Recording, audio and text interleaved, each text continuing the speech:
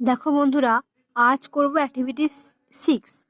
কি বলেছে না, এখানে একটা প্রসেসিং প্যারাগ্রাফ করতে হবে। কি ব্যাপারে না, পেপার মেকিং এর উপরেতে।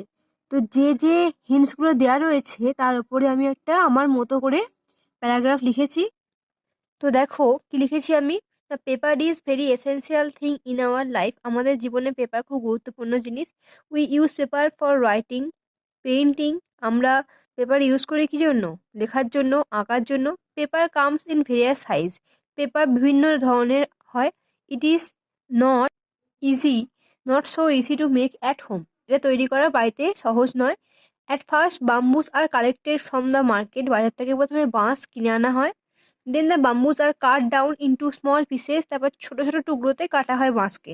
দেন next pulp is made from those pieces. তারপর ওই যে পিসগুলো থেকে যেগুলো কাটা হয়েছে, তোমার পাল্প তৈরি করা হয়।